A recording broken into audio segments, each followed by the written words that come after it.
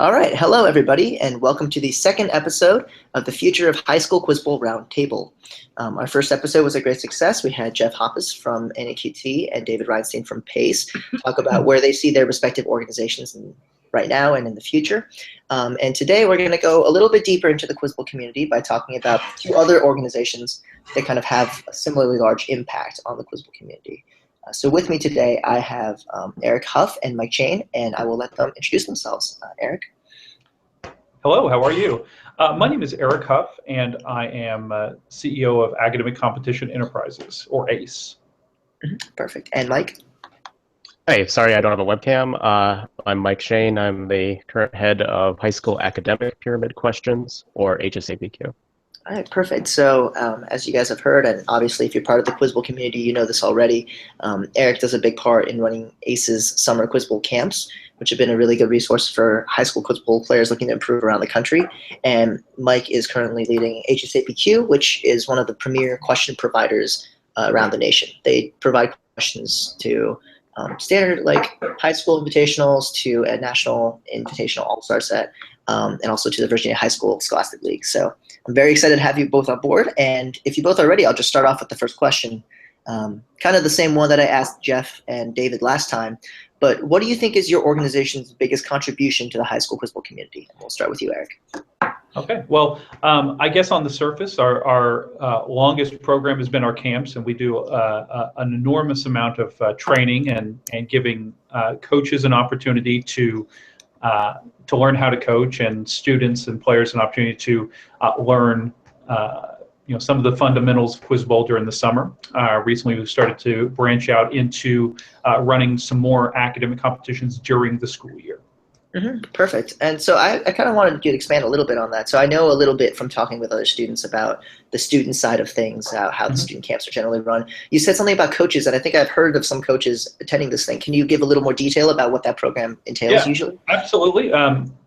Coaches are free at our camps. That's one of our policies, and we think it's really, really important for coaches to have a good foundation in order to run a program, in order to organize a program. So we work with coaches on things like how to recruit students, how to, from an infrastructure standpoint, how to sign up for tournaments.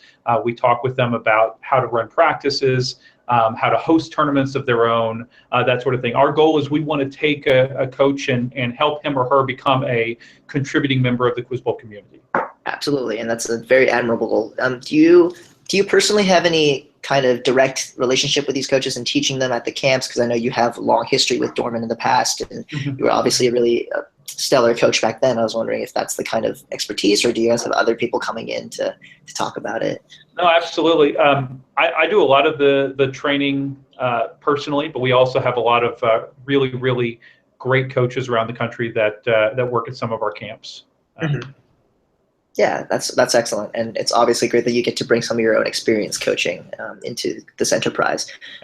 So yeah, and then Mike, for you, what do you think is HSAPQ's biggest contribution to the high school Quizbowl community? Well, I think ours is mostly primarily in terms of writing. That I'm proud that HSAPQ has contributed high quality questions for a number of years now. We've reproduced questions for the Virginia High School Quizbowl circuit for VHSL. We've been doing that for years. We've produced the NASAT set, which is an all-star tournament for the top states, an all-star state team for the country. I forget how long that's been running. I think at least like 5-6 years for now. And that's always a very high-quality set that's well received. Yeah, absolutely. And then just a little more about your organization. How much do you guys work? How much of your writers are also working for either NAQT or PACE or any other writing companies on like a large capacity, or are you guys pretty much homegrown, homebrewed kind of thing? I think the vast majority of our writers write for other companies. I mean, I certainly write for PACE. I'm an occasional contributor for NAQT and for other things. So I think the majority of our writers are very active in other things. Currently we produced a VHSL set. We produced a like a 2020 like packet set, a novice set recently. We're hoping maybe produce other things, depending upon we have the time and manpower to do so. Absolutely. And as for me personally, having written a few questions for VHSL in the past, I will say that you guys run a very professional operation. It was always excellent for me, kind of having that interaction with your writers. They're obviously all very experienced and have a great love for the game, and you guys do great things. So kind of moving into my second question, what is one area that you both kind of believe your organization can improve the most in your future? We'll begin with you, Mike.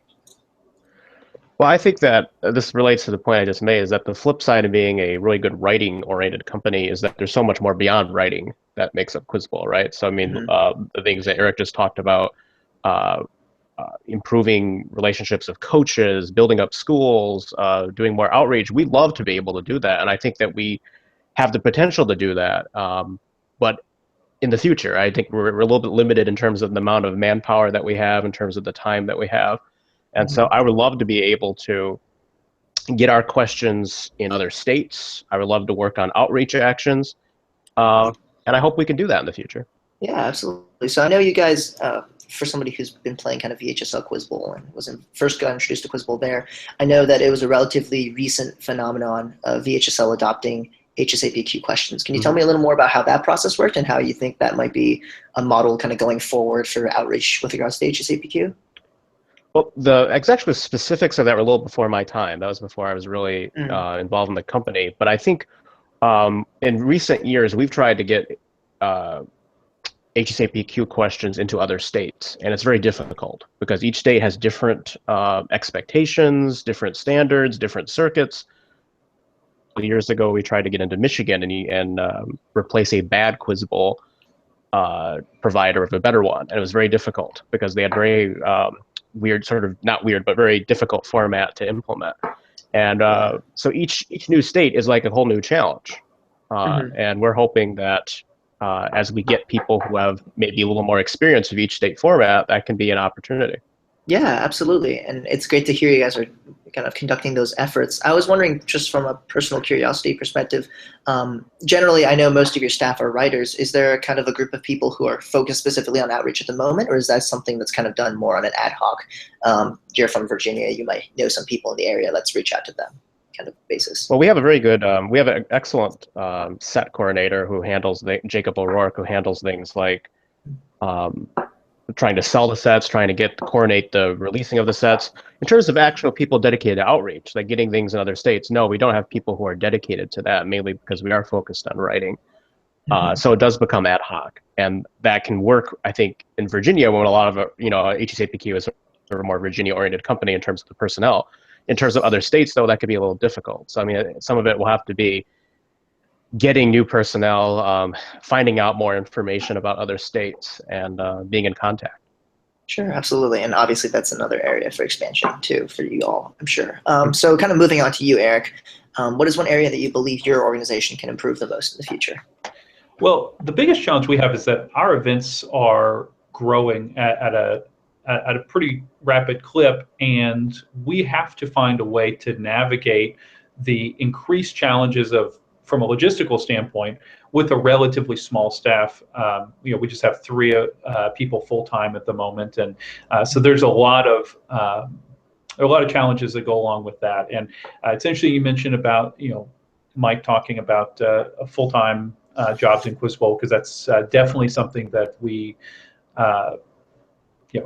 have interest in, and that's something that we definitely need to talk about, because with a small staff, there's just a lot of different things that need to be done. Everyone has to wear a lot of different hats, and I think that finding a way to do that the most efficiently is our biggest challenge. Absolutely. And actually, so I personally applied. I wasn't able to go because of some family conflicts, but I applied for you all's Summer Fellows program. I know you had a Spring Fellows program as well, and that seems to speak to a little bit of what you were saying about manpower. Can you expand a little more about what that program was and how you could maybe see it playing out in the future?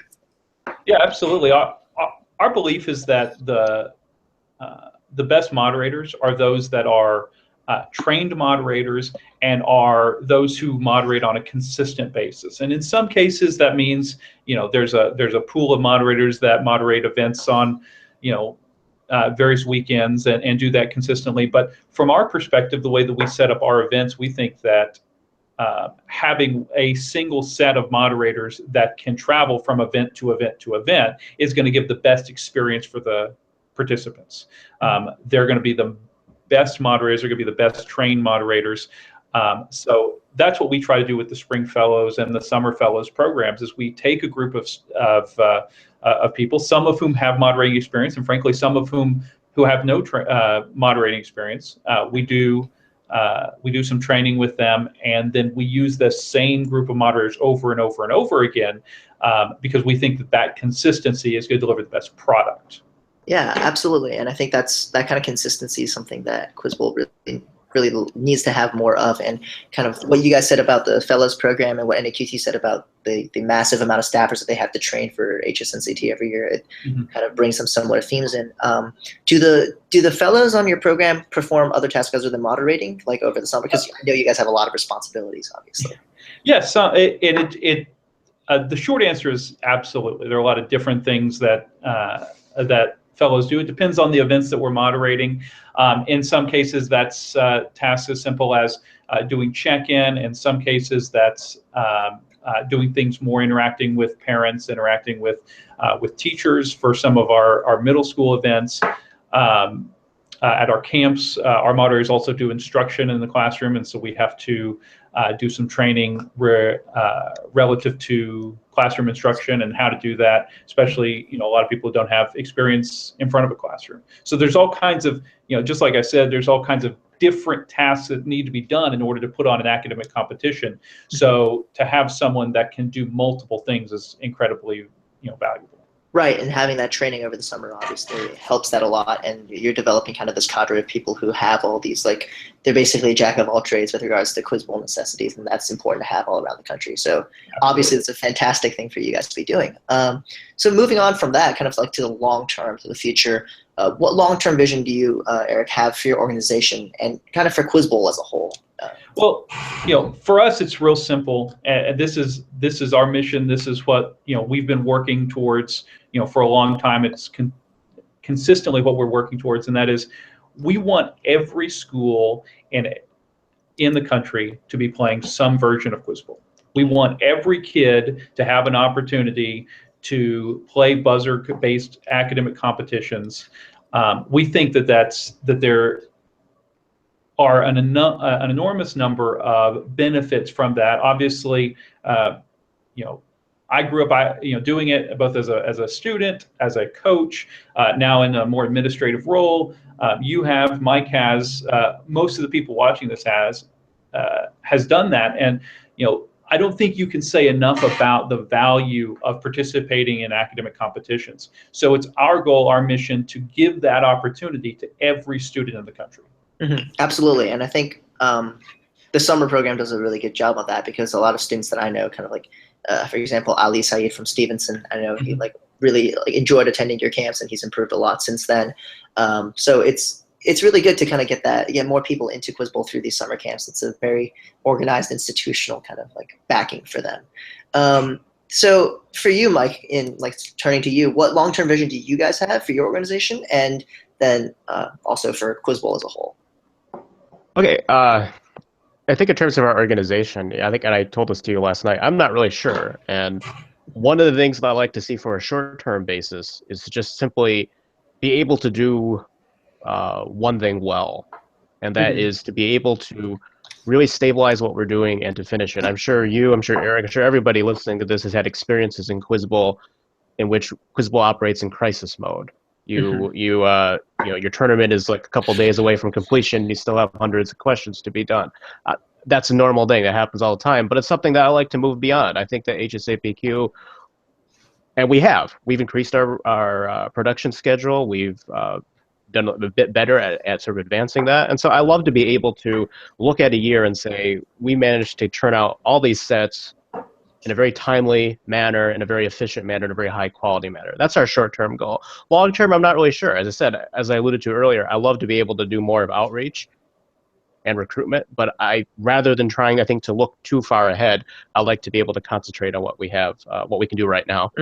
Absolutely, and I think it's really good for you all, because kind of in the name of it, high school academic periodic questions, it's obvious that you guys are focusing a lot on the writing side of things. I know VHSL has come now that they've been supplied for a few years to expect high quality questions delivered on time. That's something that they they place a lot of value in, and that kind of commitment is what keeps people doing good Quizbowl. I know Virginia, over like 250 schools now play on HSAPQ questions every single year because you guys have that kind of professionalism. You can churn out these sets regularly.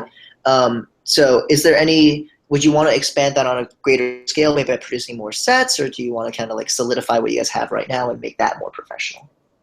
I like to solidify what we have, but then with an eye to producing more sets. Like, there's no reason that the questions we produce now should only be played in one state. They can very easily be played in many states. So all that requires is just simply more organization, more outreach, and the ability to get these questions to a wider audience. Sure, absolutely. So, like one more thing about that. I know that obviously you all in NAQT both kind of started out as like providing questions, providing these kind of tournaments. Do you ever see HSAPQ turning into whatever NAQT has become today, or would you like to see it kind of more small scale? Like, what do you think differentiates your organization from NAQT in that way? Well, NAQT is, you know, they have a lot more personnel. They have a lot more, you know, going on, I think, than we will ever have. I mean, they certainly, one of the big difference is that they also focus on, they have a college side. I don't think we'll ever have a college side, especially, you know, we focus on high school. Sure. No, I don't think our goal is necessarily to become a new NAQT. It's just because I don't think Quizbowl needs two NAQTs, really. Absolutely. It's that we fill a goal, and whether that goal, I think this is one of your later questions, whether that leads to more of a unification of Quizbowl as a whole, in which maybe in the far-flung future we're part of NAQT, you know, we're all one organization, or whether there's many organizations. I think we all have roles we can fill. Yeah, absolutely. And I think I definitely don't want to come off too much as like we need this massive Quizbowl conglomerate. I think what most people in the community are generally tending towards, from what I've talked to them about, is that there was just like a little more cohesion within the groups and kind of understandings of what the niches are and where each organization can improve on without stepping on another organization's toes, and just get the message out, not necessarily all be run by one huge bureaucracy, which sounds like the kind of vision that you're talking about too. Yeah. So moving on to the next question, just back to you, Mike. What do you think of the current state of high school Quizbowl, like organizationally, like structurally too, and what sorts of flaws and shortcomings do you see immediately and see your organization taking to address those flaws?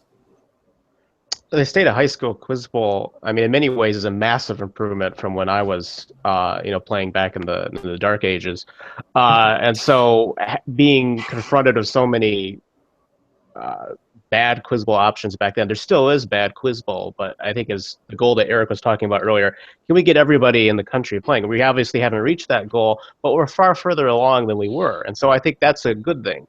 The weaknesses that we see, and I think one of the weaknesses you just mentioned, is that, yeah, we are a little bit fragmented. We are a little bit, right now, for a new team playing Quizbowl, there's so many options for them. And, you know, I'm not saying that bad options, but even among the, quote, good options, what tournaments should you go to? What's a good set to practice on? What are these organizations? And I think it can be a little bit confusing, especially for people who are coming from more regulated activities in which there is one set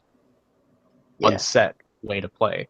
Yeah, for sure. I think that's such an interesting point, because I know that especially on the database kind of that we have about all the questions, the packet database, I spent a lot of time on that when I was first getting into Quizbowl, and I remember just going through them sequentially, like from the top all the way down, and I wasn't differentiating between middle school or national or like regular invitational. It was just questions on questions on questions, and I felt like it was kind of scattershot. Like there was, oh, look at all these questions. Like there's no way of categorizing them by difficulty or by whatever.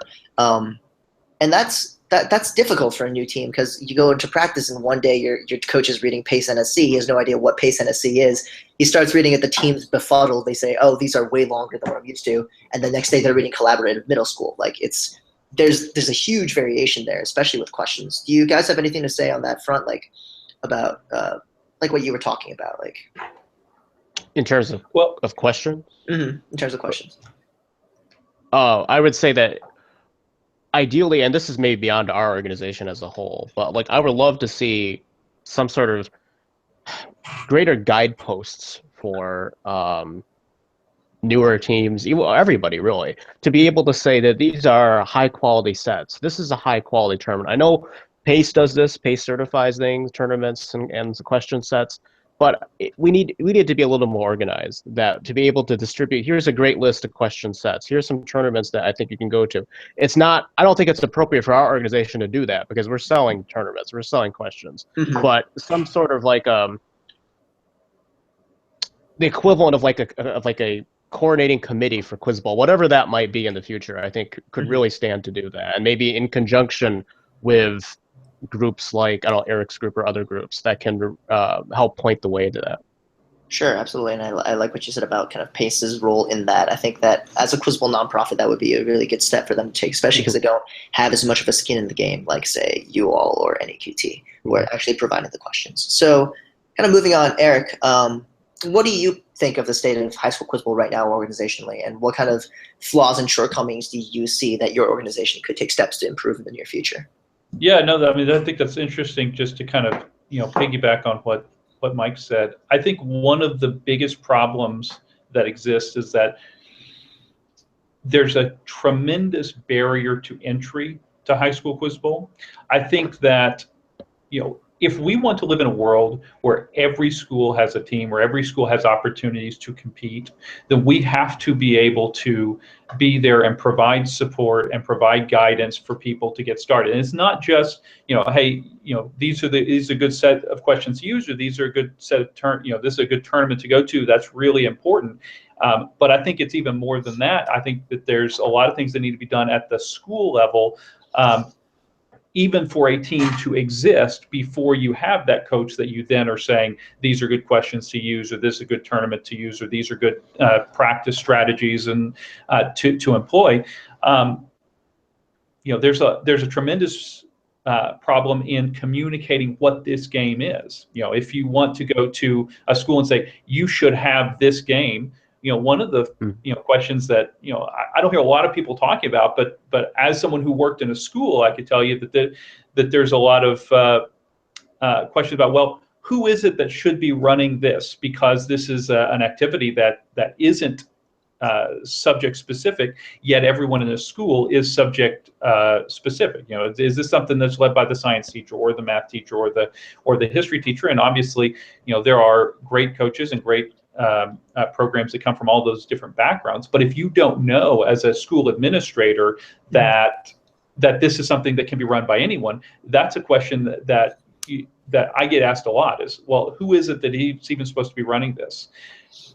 Then, once you get the school involved and you say, well, we definitely want you to be a part of this community, there's an issue of motivation for coaches. Most schools aren't able to provide compensation. If you think about what we're asking coaches to do, in addition to their classroom load, in addition to their teaching, we're asking them to run practices after school. We're asking them to, take Saturdays to take kids off, and a lot of coaches are paying for that out of pocket. And I'm not saying, oh, we should, have a lot of money in place to compensate coaches. What I'm saying is that makes it difficult to encourage coaches to get involved, encourage teachers to become coaches. I think that's a tremendous hurdle that we as a community have to clear, is how do we get more schools involved? And those are the types of questions that we should be asking. Absolutely. And I think that connects a lot with kind of what Jeff said last time, where he was talking about outreach and how we need to get more outreach there. It's not just about the outreach, it's about making sure that we have retention, that we lower those barriers to entry for new teams, new coaches to get plugged into some sort of framework. So I think for you all, obviously you talked a little bit about how you guys plug in coaches into the ACE camp structure. Is there more work you would like to see personally done by your organization or by another organization with regards to outreach to coaches in specific, and like to start up in these organizations with some sort of root in the school? Yeah, and I think that's a really good question. The way I look at it is that we really have to make a distinction when we're talking about starting a program. One is you have to have someone motivated to be that person at the school level. And two, once you have that person, you have to get him or her the right support, the right materials, the right, I guess support I already said, but to get them to be successful and to be entrenched in the community. I hear from a lot of coaches, I've talked to a lot of coaches over the years, that they do all of that. Someone talks them into coaching, they put a team together, they find kids. All of those are really difficult things to do from a teacher's perspective.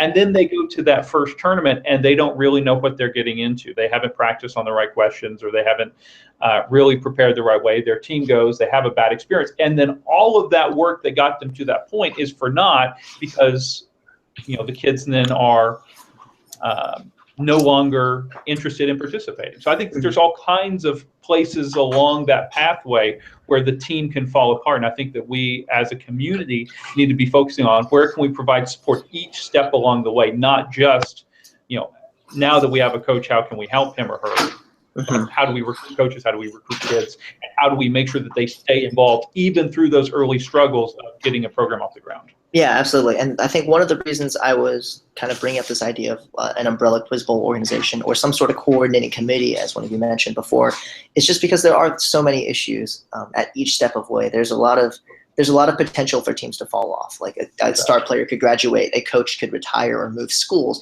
and then suddenly whatever infrastructure you have there is now gone at that school or gone in that area.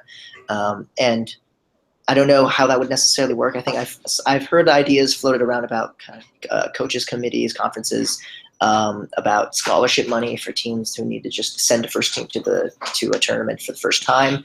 And there's obviously like a ton of ideas there. I'd be definitely interested in thinking about that in the future. And then kind of the final question that I have for both of y'all, and this is kind of related to everything we've been talking about this conversation, but just to wrap things up, what needs to happen as far as like a unifying force in Quizbowl? What needs to happen to unify Quizbowl as a whole? And how do you think your organization will plug into this overall Quizbowl infrastructure in the future? Like, how do you guys see yourselves plugging into the infrastructure? I'll start with you, Eric. Well, I think that there's a lot of ways that we as a community can become more unified. But one thing that I've really been thinking a lot about recently, and something that we've kind of started to focus a little more on, is creating an identity as an academic competitor, something where there's pride amongst those in the community of being part of the community, because there's no better advertising for this game that we all love than those who love it. And I go, you'll go to a restaurant or you'll go out somewhere and you'll see all kinds of kids walking around with, I've got a lacrosse t-shirt, or I'm in the orchestra, or I'm a cheerleader. But I rarely see anyone that is, openly expressing, hey, I'm a quiz bowler. And, I think that, in the short term, t-shirts and that sort of thing, that could help with that. But more than that, I think that we as a community need to be a little more open with others about what it is that we do, because that's the way that we're going to get more people involved. That's the way that our game is going to get spread. I don't think that there's enough recognition of what it is that we do. When you say Quizbowl to a principal, if you go to a principal and say, I'd like to start a Quizbowl program, even if the principal would be interested, there's a pretty good chance that principal doesn't even know what a Quizbowl program is. Right. And I think that we as a community need to do more to build up that identity. Almost, what is Quizbowl? What is academic competition? And I think that that's something that we could work towards. I completely agree on that, especially with regards to identification and kind of being proud, and like to draw parallels here. Obviously, Quizbowl is an activity like chess, but if you say I want to start a chess club, people know exactly what you're talking about. Yeah, and we don't have that recognition yet. And I think one of the major benefits to having more unity as a community is we would be able to say, here's Quizbowl. This is what exactly we agree on, the fact that this is the game. This is what we want the whole country to think. And we can kind of go from there. But that at least gives us an easier in and lowers that barrier to entry that you were talking about. So I absolutely agree. Yeah, and I think your organization does a lot to further that goal. And obviously it's gone well for you all so far, and I look forward to seeing what you guys have in the future. So for Mike, you with HSAPQ, what do you think needs to happen for Quizbowl to be more unified, and what do you think HSAPQ's main role in that organization would be? Well, first I want to say it was a really good, I think, response that Eric just had, because I think in terms of organizations, in terms of what we can do as organizations, in terms of the idea of unification, those are all important issues. But I think you got at sort of the root issue, which is getting that recognition, getting more people to even be sort of aware of what Quizbowl is. I would love our organization to be able to do that, and I think we do play a role. I think by creating the product, the questions, the tournaments, that's one step. But I think, as Eric was talking about earlier, that's just one step. That you actually have to. Nobody will play these tournaments or questions if there aren't teams, if there aren't coaches, if there aren't administrators who know what Quizbowl is. And so I think those are goals, I think, that are independent of any organization. I think that we can all agree that we would like to see more Quizbowl teams, more better informed Quizbowl teams, and in schools. And I think those are projects that we could. Those are projects I think we could collaborate on, that we could work together on in order to create. Mm-hmm. Yeah, for sure. And I think from a national perspective, obviously, both of your organizations are doing some sort of business nationally. I know Ace with the camps, you guys are pretty spread out at this point. Mike, you guys had at NASAT, which is at like an all-star tournament for all the states in the country. Mm-hmm. And there's some degree for both of your organizations where you want this activity to be really out there on a national level and increasing the profile of Quizbowl. And I think that more steps on that, like Mike, with you said, like with regards to the questions being the bedrock of this competition, like developing that, making sure you guys have a good product as a foundation.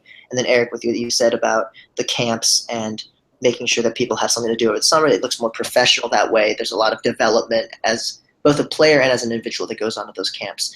And I think both of those are equally important. And I look forward to seeing kind of what each of your organization does in the future with that. So again, just to wrap up, thank you both so much for participating. I really appreciate you guys taking the time to talk to me. It's such a treat to talk to both your organizations. And yeah, I just really appreciate the time you guys put in. Absolutely. It was a pleasure. Mm-hmm. Mike, thanks a lot. Yeah, thanks, sir. Okay, so tune in next time, which will probably be in another 2 weeks or so for the third episode of this. And until then, thank you all for watching. Bye-bye.